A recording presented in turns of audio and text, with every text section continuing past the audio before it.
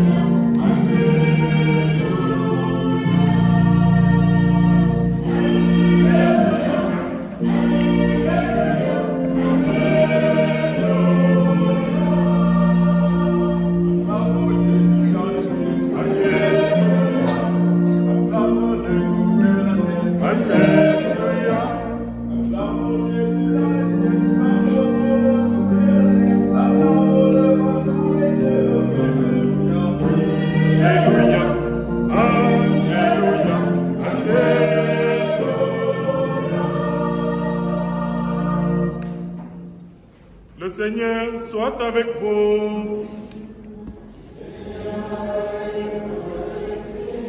Évangile de Jésus-Christ selon salut.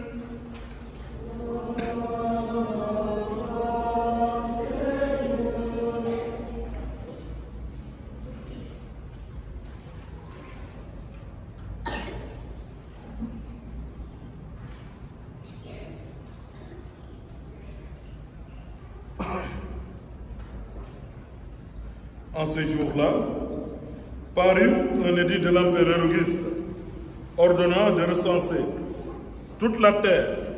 Ce premier recensement eut lieu lorsque Quirinius était gouverneur de Syrie. Et tous allaient se faire recenser, chacun dans sa ville d'origine. Joseph, lui aussi, monta de Galilée, depuis la ville de Nazareth, vers la Judée, jusqu'à la ville de David appelée Bethléem. Il était en effet de la maison et de la lignée de David. Il venait se faire recenser avec Marie, qui lui avait été accordée en mariage et qui était enceinte. Or, pendant qu'ils étaient là, le temps où elle devait enfanter fut accompli. Et elle mit au monde son fils premier-né. Elle l'emmaillota et le coucha dans une mangeoire, car il n'y avait pas de place pour eux dans la salle commune. Dans la même région, il y avait des bergers qui vivaient dehors et passaient la nuit dans les champs pour garder le troupeau.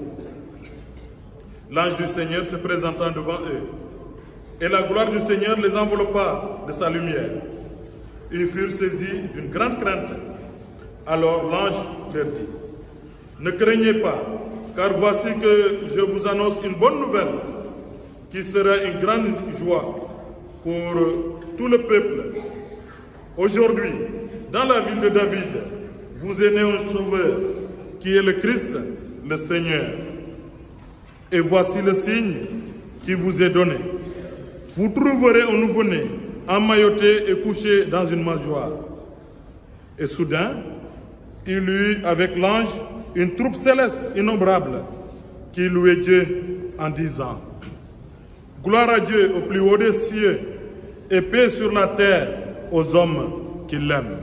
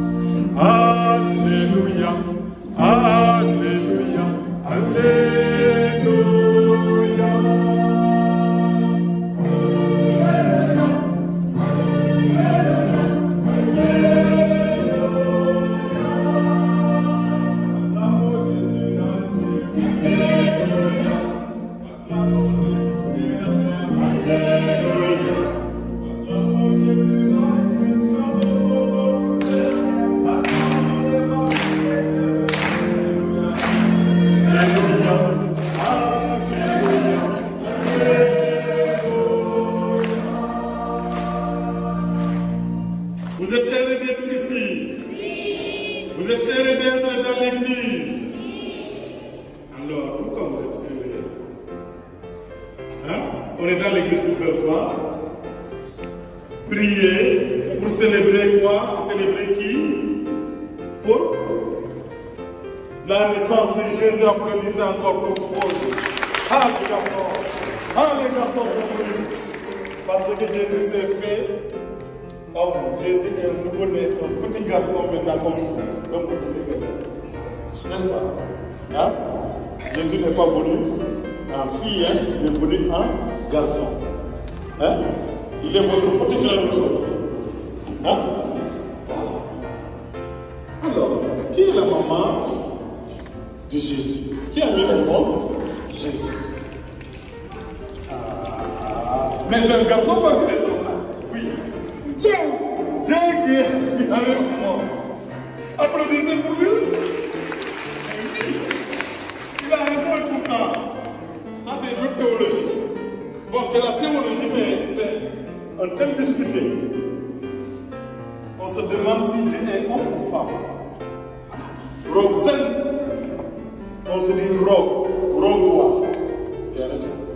Mais qui est la maman de Jésus? Selon les textes. Je suis connu qu'à côté de vous. On verra dès que nous va donner ici. C'est parti.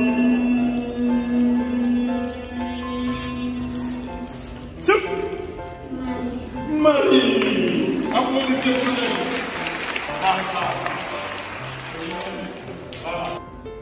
Et qui est son papa? Bon, moi je suis d'accord, ne me dites pas madame. Et qui est son papa? Dieu. Dieu est son papa. Ah, applaudissez, bravo mon papa. Qui est l'époux de Marie? L'époux de Marie, c'est qui? Oh, bien entendu, là, l'époux de Marie, c'est qui? Joseph, applaudissez pour lui! Super! Mais, il y a quelque chose. Si vous ne pouvez pas, c'est pas compliqué, mais je vais vous expliquer. Joseph est l'époux de Marie. Mais Joseph n'est pas le père direct de Jésus-Christ. Il a dit tout à l'heure Dieu. Alors, qui est intervenu pour que Marie soit enceinte? Qui est intervenu pour que Marie soit enceinte? Qui est intervenu? Hein? Dieu est passé par qui? Dieu! Oh, Dieu est passé par qui? C'est Dieu, le gars comme Dieu.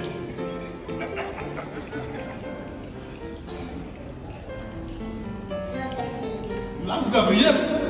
L'ange Gabriel n'est pas passé par lui. Bon, oui, pour l'annonce. Voilà, pour l'annonce, d'accord, je suis d'accord. Mais Dieu est passé par qui? Il y a Dieu le Père, le Fils et l'Esprit Saint. Dieu est passé par qui? Pour que Marie soit enceinte. L'Esprit Saint, applaudissez pour lui. Super. L'Esprit a enveloppé Marie de son ombre et Marie est tombée enceinte. Hein? Donc, il était enceinte de Jésus. C'est bon. Et aujourd'hui, il a engendré Jésus. Hein? Jésus est devenu votre petit frère aujourd'hui. Ah. J'espère que vous n'allez pas le frapper.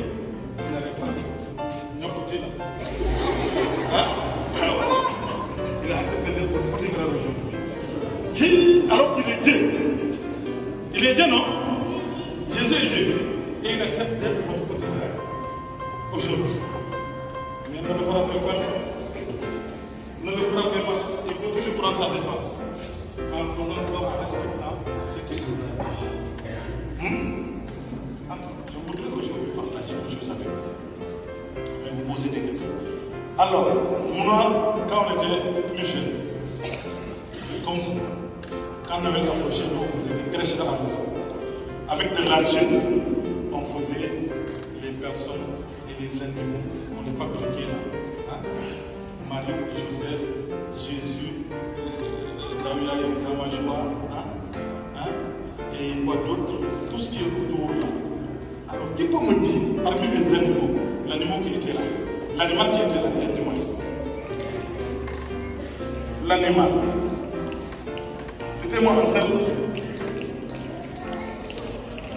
Madame, et quoi à propos de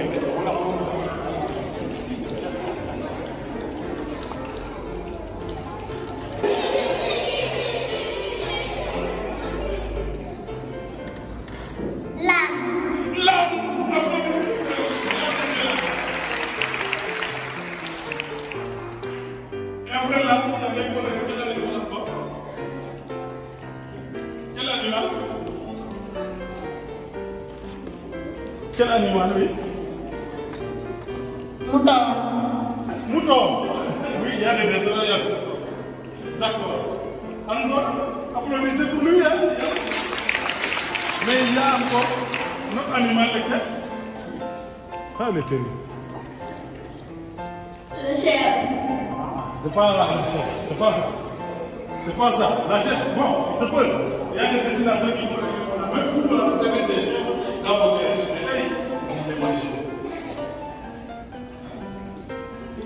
Quel animal encore? Il y avait l'âne, il y avait L'agneau. l'agneau, très bien, il y avait l'agneau. Oui. Mais il y a un autre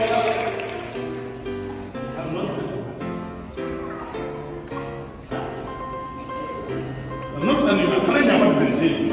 Chat. Le lion va finir, le lion n'arrive pas à manger Jésus.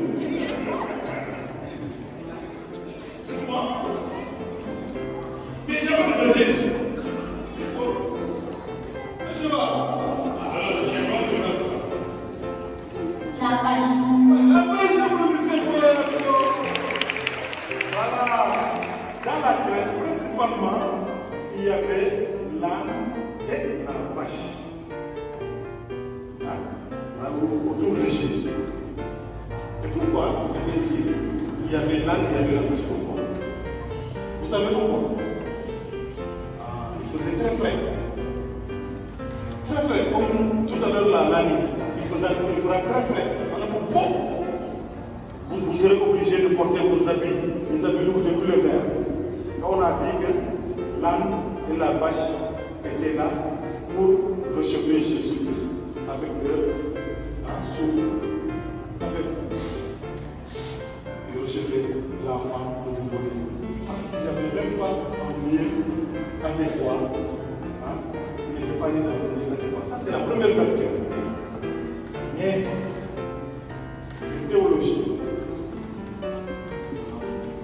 les gars qui ont passé au là, ils ont dit c'était un symbole.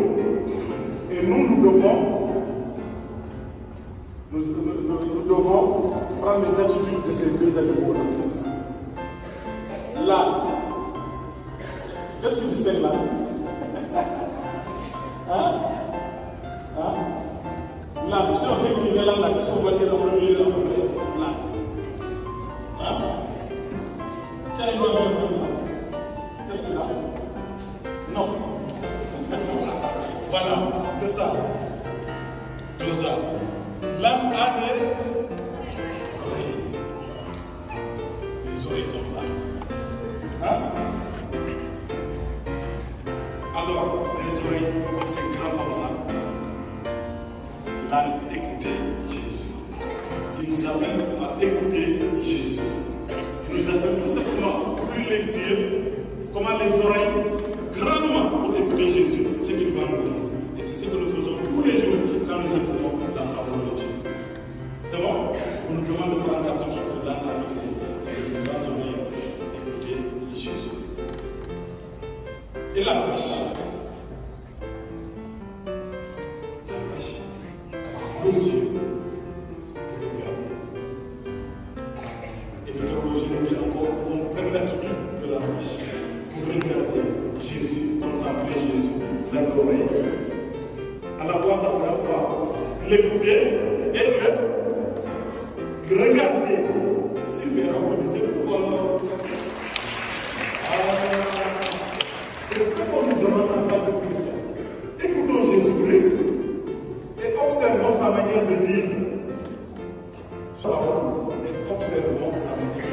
observons ces miracles. Et Jésus-Christ était couché dans quoi? Hein? Où est-ce que Jésus était couché? On a appelé quelqu'un à coucher. Hein? Ma wonin ma Yesu wonin ma Yesu wonin yéen ngay def ma wonin Sur un pas. sur un pas. Paille. Sur la paille, oui. Sur la paille. Mais il y a autre chose. On l'a dit tout à l'heure. Ma Yesu wonin où elle avait touché Jésus-Christ. Sur un gaz. Sur la case. Oui, au Catalan. Ou encore, où est-ce qu'on avait touché? Dans un lit. Est-ce que Jésus était couché dans un lit? Ah voilà, c'est le voilà. Bon, j'ai vu, j'ai encore, je vois.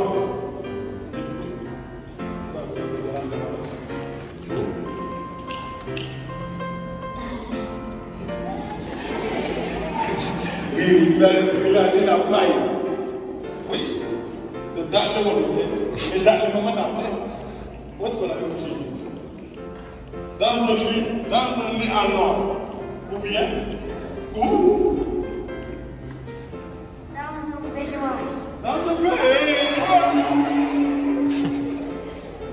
Où?